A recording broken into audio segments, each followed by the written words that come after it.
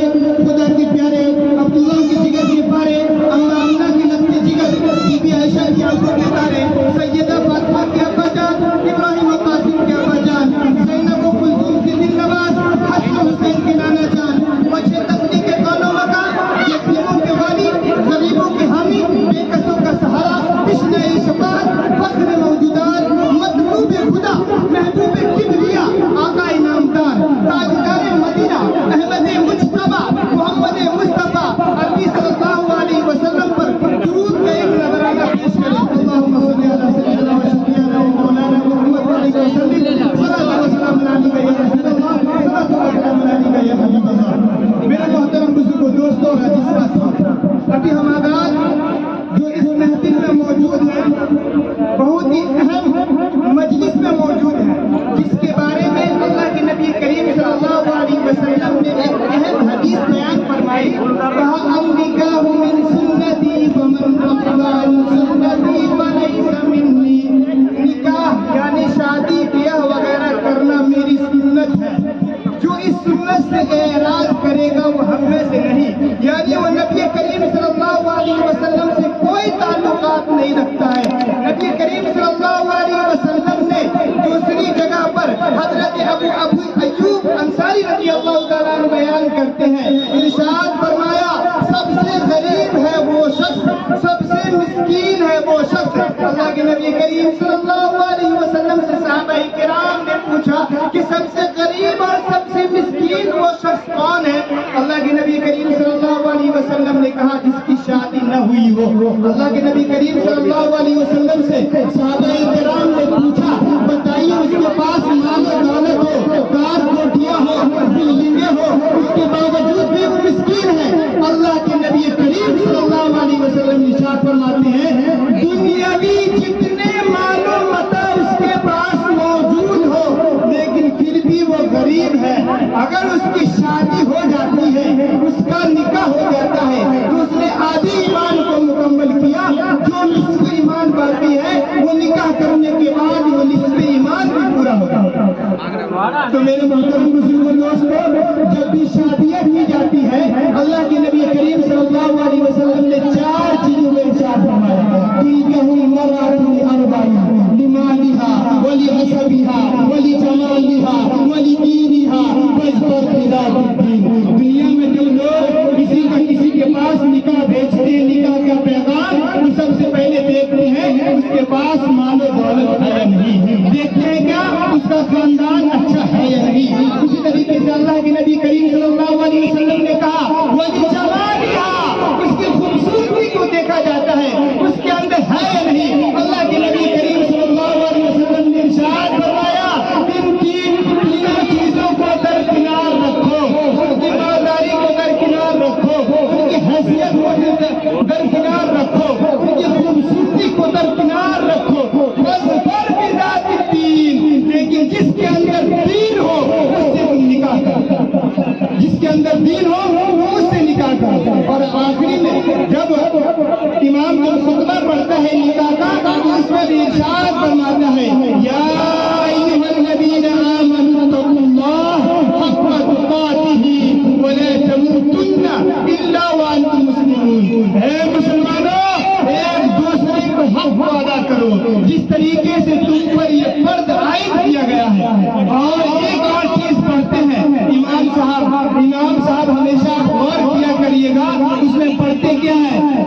مہر کے بعد بولتے ہیں کہ لا و نار و نفقہ و سکنا و دیگر ضروریات۔ آپ ان 3 چیزوں کو سمجھیے، کیا کہتے ہیں امام صاحب؟ لا و نار و نفقہ، یعنی جب آپ نکاح کر رہے ہیں تو اس کی روٹی کی ذمہ داری، اس کے کھانے پینے کی ذمہ داری، لا و نار و نفقہ، اس کا خرچ و سکنا اور اس کی رہائش کا تمام کی تمام چیزیں لڑکے پر عائد ہو جاتی ہے جب سے اس کا نکاح ہو جاتا ہے۔ تو میرے محترم بزرگوں دوستوں، اللہ کے نبی کریم صلی اللہ علیہ وسلم کی سنت کو زندہ کریں گے تو بہت ہی اچھے طریقے سے، نایاب طریقے سے، جس طریقے سے نبی کریم صلی اللہ علیہ وسلم نے اس سنت کو ادا کرنے کا حکم دیا ہے، اس سنت کے اندر خرافاتی نہیں ہونی چاہیے، ادھر ادھر کی باتیں نہیں ہونی چاہیے، بلکہ مختصر سے لفظ میں اللہ کے نبی کریم صلی اللہ علیہ وسلم نے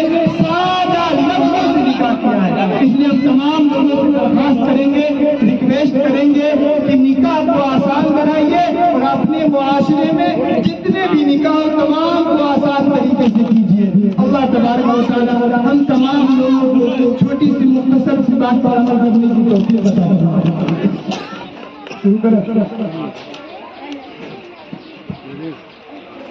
نحمده ونستعينه ونستغفره ونؤمن به ونتوكل عليه ونعوذ بالله من شرور انفسنا ومن سيئات اعمالنا من يهده الله فلا مضل له ومن يضلل فلا هادي له ونشهد ان لا اله الا الله وحده لا شريك له ونشهد ان محمدا عبده ورسوله. اما بعد اعوذ بالله من الشيطان الرجيم. بسم الله الرحمن الرحيم.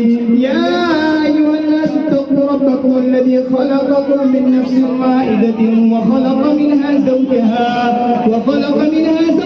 وبث منهما رجالا كثيرا ونساء واتقوا الله الذي تساءلون به والأرحام إن الله كان عليكم رقيبا.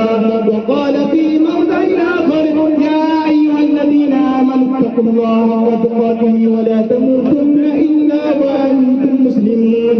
وقال الله تبارك وتعالى في موضع آخر يا أيها الذين آمنوا اتقوا الله وقولوا قولا سديدا يصلح لكم أعمالكم ويغفر لكم ذنوبكم ومن يطع الله ورسوله فقد فاز فوزا عظيما. وقال النبي صلى الله عليه وسلم النكاح من سنتي فمن رغب عن سنتي فليس مني أو كما قال عليه الصلاة والسلام. سبحان ربك رب العزة عما يصفون وسلام على المرسلين والحمد لله رب العالمين. علی جناب محمد جسیم انصاری صاحب کی دختر نیک اختر آفرین پروین بعوض مہر مطلق 21,786 روپے علاوہ نام لقبہ و سکنا و دیگر ضروریات جس کے گواہ اول جناب محمد مصطفیٰ ابن محمد داؤد مرحوم اور گواہ دو جناب محمد صابر انصاری صاحب ابن عبدالشکور صاحب میری وکالت اور میری قاضیت میں اور تمام حاضرین کی موجودگی میں آپ کے جوزیت میں دی جاتی ہے. کیا آپ نے قبول دیا؟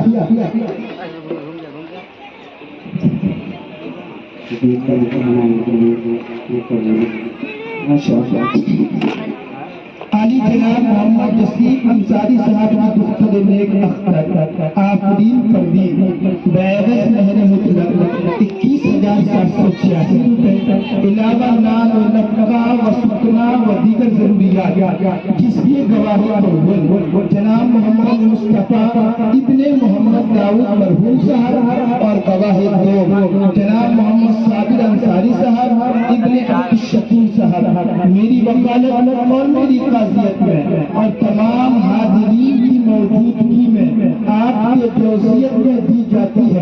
کیا آپ نے قبول کیا؟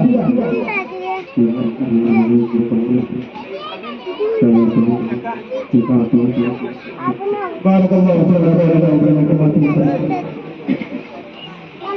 اللهم صل على سيدنا وشفيع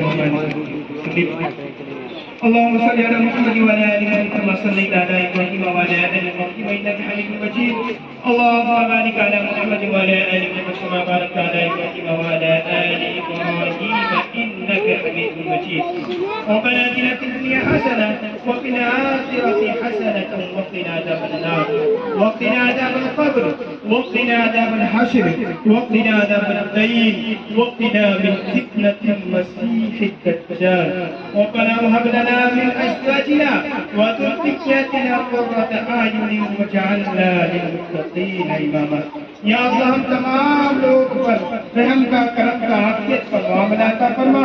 یا اللہ ابھی جو سنت کو زندہ کیا گیا ہے یا اللہ ان دونوں کو سنت کو زندہ کرنے کے لیے یا اللہ جس طریقے سے نبی کریم صلی اللہ علیہ وسلم آپ کے نبی کریم صلی اللہ علیہ وسلم اور حضرت عائشہ رضی اللہ تعالیٰ عنہ کے مابین ان دونوں کے درمیان جو محبت تھی یا اللہ ان دونوں کے درمیان اسی طریقے سے محبت پیدا فرما.